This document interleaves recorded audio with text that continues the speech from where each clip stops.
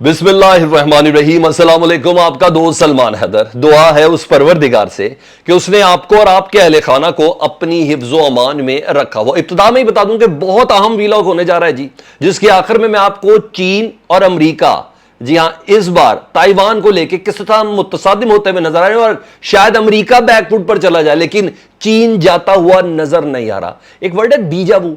कुछ ऐसी मेमोरीज होती हैं, आपको ऐसा लगता है जैसे ये पहले भी कभी हुआ है। जी हां, माजी करीब में जो हुआ था, जिसको मैंने आपको सबसे पहले रिपोर्ट किया था, यूक्रेन वाले मामले के, सेम वही सिचुएशन इस वक्त चीन और ताइवान के बीच में नजर आ रही है, जो रूस और यूक्रेन के बीच में थी। उस वक्त भी हल्लाशेरी देने वाला उधर अमेरिका था, इस वक्त भी हल्लाशेरी देने वाला इधर अमेरिका है। लेकिन इस बार चीन रिवर्स होता हुआ नजर नहीं आ रहा। अगर किसी को कोई गलत फहमी हो तो इस वीलॉग के आखिर में वो जान लेगा कि ये गलत फहमी अपनी दूर कर ले। सूरत हाल नहायत गैर मामूली और ख़तरनाक होती भी नजर आ रही। मैं हाइपरसोनिक मिसाइल के टेस्ट की बात नहीं कर रहा, हाइपरसोनिक मिसाइल के चलाने की बात कर रहा हूँ, जो खबर और रेफरेंसेस मैं भी इस वक्त आपके साथ शेयर करने जा रहा हूँ। मुल्क की दाखिली सूरत हाल डेफिनेटली पाकिस्तान तहरीक इंसाफ के हवाले से काबीना में कुछ फैसले और पाकिस्तान तहरीक इंसाफ के जुडिशल रेफरेंस के फैसले, लेकिन पाकिस्तान तहरीक इंसाफ के पास कुछ सॉलिड सबूत आए, उनकी कुछ इंसाइट्स मेरे पास हैं। मैं सिर्फ नशिस्तन बर्खास्तन वाला नहीं होगा जी, गुफ्तन नशिस्तन बर्खास्तन नहीं, कुछ और चीज़ें जी। वफाकी काबीना का जो इजलास था, हम समझ रहे थे कि इलेक्शन कमीशन के हवाले से कोई रेफरेंस भेजेंगे जी, ममनुआ फंडिंग के हवाले से। वहाँ खोदा पहाड़ निकला, जो अब ज़बरदस्त किस्म का पड्डा है बीच में इस वक्त हुकूमत और उनके इत्तेहादियों के बीच में। कल आज कानूनी माहिरीन से भी काफ़ी ज़्यादा बातें हुई हैं, चीज़ें सारी की सारी आपके सामने। तो सबसे पहले मैं पाकिस्तान तहरीक इंसाफ पे आया था। पाकिस्तान तहरीक इंसाफ ने चीफ इलेक्शन कमिश्नर को ओहदे से हटाने के लिए रेफरेंस बाकायदा तौर पर दायर कर दी है। ऑफिशियल मौक़िफ़ क्या, पहले वो सुन ले, फिर इनसाइड आपको बता देता हूँ जी। बाबर रहमान साहब ने इसको दायर किया जी। चीफ इलेक्शन कमिश्नर, पॉइंट क्या है, chief election commissioner Sikandar Sultan Raja जानबूझकर बद इंतजामी कर रहे हैं और आईनी जिम्मेदारियां आसान तरीके से नहीं निभाते हुए नजर आ रहे हैं। इसके हवाले से हम जुडिशल कमीशन से दरख्वास्त करते हैं कि उनको इनके ओहदे से हटाया जाए। मजीद उन्होंने किस तरह नत्ती किया, उन्होंने कहा गुज़िश्ता माह यानी लास्ट जुलाई की लास्ट डेट में पीडीएम के वफ़द से मुलाकात हुई थी।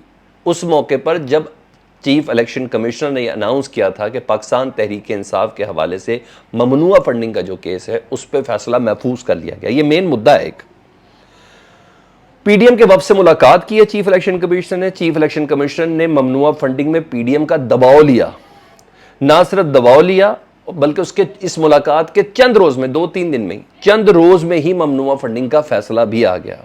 इसके अलावा मुद्दा क्या जी, ईवीएम मौजूदा हुकूमत ने आते साथ ईवीएम के सिस्टम को कहा कि ये एप्लीकेबल नहीं है।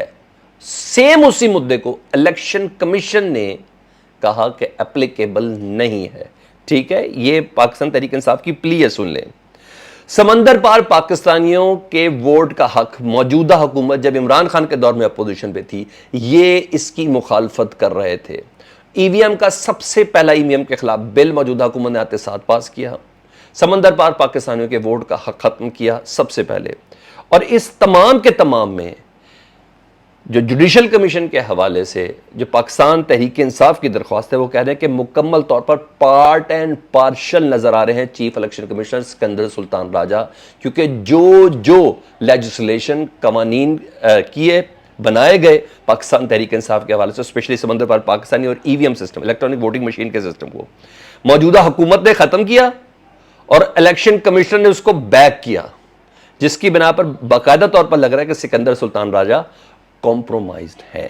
ये तो मैं आपको उसका मुद्दा बता रहा हूं। अब सुने मेरे पास इतलात क्या है, सॉलिड ग्राउंड है जी, कुछ बहुत अहम तरीन और कुछ नाकाबिल तरदीद सबूत हैं जिसका वेट किया जाएगा अब जुडिशल कमीशन के सामने पेशी के हवाले से।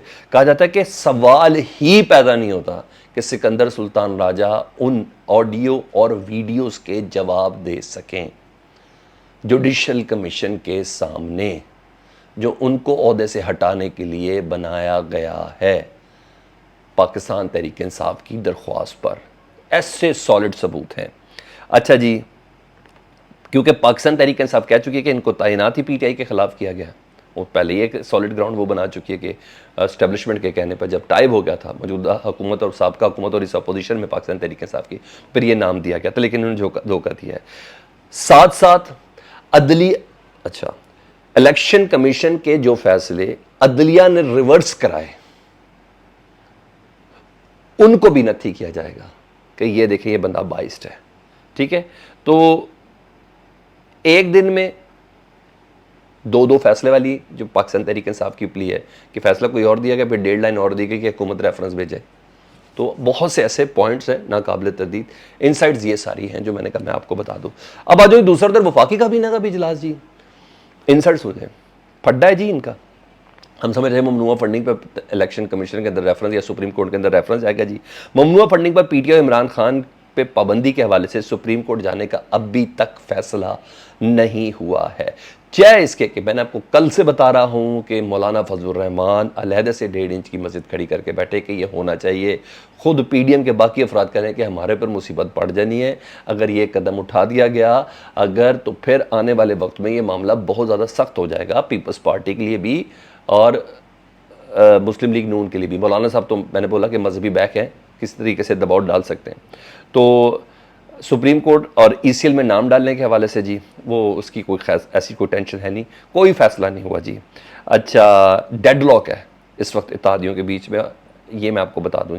अब देखते हैं काबीना में कानूनी मुशावरत भी हुई है जी, और कानूनी मुशावरत में पाकिस्तान के वज़ीर कानून तारड़ साहब जी वो कह रहे हैं कि जी सुबकी हो सकती है और थोड़ा सा और देख लें। ऐसे अभी बहुत सी मामलात हैं जिसको हम अभी देख सकते हैं, कर सकते हैं। थोड़ी कानूनी मुशावरत और ज़रूरी है। इतना सॉलिड केस नहीं है किसी भी पार्टी को मुकम्मल तौर पर बंद करना, उसका इंतखाबी निशान ख़त्म करना और उस पार्टी के सरबराह को बैन करना, ये इतना आसान काम नहीं है। सुबकी हो सकती है, कल को उन्होंने भी तो भुगतना है इन सब ने। तो यही वजह कि इलेक्शन कमीशन में आज एक रेफरेंस भेजा गया है और इलेक्शन कमीशन में ये रेफरेंस ममनुआ फंडिंग केस के हवाले से नहीं है, तोशा खाने को इशू बना के भेजा गया जी। तोशा खाना में इमरान खान साहब ने जो तहफ़ बेचे और उसकी सर्टन परसेंटेज जो जमा कराई उसके ऊपर एक रेफरेंस बना के कहा कि इस पे इमरान खान को नहल किया जा सके। हो सकता है कोई गेम सेट हो जी इलेक्शन कमीशन के साथ कि हम लेफ्ट करा के राइट कर देंगे। नवाज शरीफ साहब अभी तो बच्चे की तनख्वाह, सारा इतना बड़ा पनामा वाला मामला था, आखिर में बच्चे से तनख्वाह ना लेने का वाला मामला था, मे भी पॉसिबल, क्योंकि सारे इशारे मुझे तो कोई शक ही नहीं है। इन सारी जो चीज़ें मैंने आपके सामने पेश की कि इसमें कोई इलेक्शन कमीशन को कॉम्प्रोमाइज़ नहीं है, मुझे तो कोई शक नहीं। तो मे भी पॉसिबल को पीछे से कोई गेम सेट हो सकती है, बाकी वल्लाह आलम। अच्छा जी, अब आ जाऊँ मैं उस आम तरीन स्टोरी जो मैंने कहा था मैं आखिर में आपको लेके चलूँगा। चीन और अमेरिका के दरमियान ताल्लुकात ख़राब नहीं, मज़ीद ख़राब होते जा रहे जी। थोड़ा सा मैं दीजा वो समझा दूँ जी। अब चाइना देर करता हुआ नज़र नहीं आ रहा, और चाइना जिस बिना पर देर करता हुआ नज़र नहीं आ रहा वो मैं आपको बताता हूँ। चाइना ने नैन्सी पेलोसी का 24 घंटे से भी कम का वक्त था ना, मगर चाइना ने मना किया, तो इसलिए वो बड़ा ही सिग्निफिकेंट कहलाता है वो दौरा ना, कि चाइना ने कहा था ना ऐसा ना करें, ये हमारी टेरिटरी है, आप ताइवान को अलहदा से मुल्क डिक्लेयर कंसीडर करके आप स्पीकर आ रही हैं, लेकिन कम था। फिर वो जो एयर स्पेस ब्लॉक हुई, इस वक्त अमरीका के बैरी बेड़े, क्योंकि नैन्सी पेलोसी की भी तो हिफाजत करनी थी पानी, वो पीछे चले गए हैं। लेकिन चीन बैरी बेड़ों के साथ, चीन अपने फाइटर जेट्स के साथ J-20 के साथ उधर मौजूद है और बड़ी ज़बरदस्त किस्म की रिहर्सल कर रहा है। रात की जो मैंने वीडियो आपके साथ शेयर की तो उसमें कहा था कि चीन ने गिरदोनुमा के तमाम ममालिक को कहा था कि एयर स्पेस ही ये वाली इस्तेमाल ना करें, क्योंकि हमारी इधर ज़बरदस्त किस्म की ड्रिल हो रही है। अच्छा, मैंने दीजा वो क्यों बोला था अभी, और बड़ी खबर जो है वो आपको मैं पहले बता देता हूँ जी, वो भी सुन ले जी। ये कोई और नहीं कर रहा है, ग्लोबल टाइम चाइना का ऑफिशियल जी, सरकारी एफिलेटेड है जी। China to test hypersonic DF-17 missile in Taiwan blockade drill. Taiwan की फिजाई हदूद के अंदर DF-17 हाइपरसोनिक मिसाइल चाइना ने फैसला किया है चलाने को, और ड्रिल का नाम दे रहा है, ये आपने जहन के अंदर रखना है, ठीक है जी। Global Time call the drills is reunification operation rehearsal, ठीक है जी। ये मैं आपको बता रहा हूं। अब आगे भी सुन लें। इंडो पैसिफिक न्यूज क्या कह रही है। अच्छा जी, in exercise of Taiwan coast China will use long range artillery and DF-17 hypersonic missile for the first time, Global Times reports. It said that missile will fly over Taiwan for the first time and Chinese forces will enter areas within 12 nautical miles of Taiwan. ठीक है जी। अब ये तो मैंने आपको बता दिया कि हाइपरसोनिक मिसाइल चलाना और ताइवान की फ़िज़ाई हदूद से गुजारना, थोड़ा सा सुन लें। जब मैं रिपोर्ट कर रहा था ना आपको, सारे कहते हैं नहीं शायद वो मसालत हो जाए, नहीं हो जाए, नहीं ऐसा नहीं है। रूस और यूक्रेन का भी यही था। ठीक है, यूक्रेन को हल्लाशेरी दी हुई थी कि आपको नेटो ममालिक में शामिल करेंगे, हम आपके साथ हैं, रूस के साथ तगड़े हो जाएं, सब हो जाएं, मैं आपके साथ। अमेरिका यही कर रहा था ना, यही कर रहा था ना। रूस ने सबसे पहले अपनी फौज बॉर्डर पे पहुंचाई, फिर उसके बाद रूस ने बेलारूस पे अपनी फौज पहुंचाई, फिर एयर स्ट्राइक के हवाले से उन्होंने सारी वो करना शुरू की, फिर अच्छी खासी तादाद की, और मुसलसल उधर एक्सरसाइज रिहर्सल करते रहे। यही हाइपरसोनिक मिसाइल्स समंदरों पे चलाते रहे, इसी की प्रैक्टिस की जाती रही। फिर एक स्टेज ऐसी आई कि डॉनबास के बाद रूस यूक्रेन के मुकम्मल तौर पर अंदर दाखिल हो गया, और आज अमेरिका नज़र नहीं आ रहा। ऐसे ही है, सेम अमेरिका की हल्लाशेरी पे ताइवान इस वक्त हालत जंग में है, उसी तरह अमेरिका की हल्लाशेरी पर, सॉरी, सेम उस वक्त अमेरिका की हल्लाशेरी पर यूक्रेन हालत जंग में था और आज है, और आज यही हल्लाशेरी ताइवान को कि हम आपके साथ हैं। कोई स्टेक नहीं है अमेरिका का, और चीन बहुत अग्रेसिव वे में आगे नज़र आ रहा है। चीन इस बारी, मैं आपको बताऊं, देर करता हुआ नज़र नहीं आ रहा, सेम चल रहा है बिल्कुल। उधर भी ड्रिल शुरू हुई, इधर भी ड्रिल शुरू हुई, उधर भी धमाके हुए, इधर भी धमाके शुरू हुए, उधर भी यूक्रेन में भी चिंगारी अमेरिका की थी, इधर भी ताइवान में चिंगारी अमेरिका की। हर तरीके से चीज़ें सिमिलरिटी है, खुदा ख्याल करे। तो यूक्रेन वाले इशू में भी कहा था, परवरदिगार अपना ख़ास करम रखे इस दुनिया पे।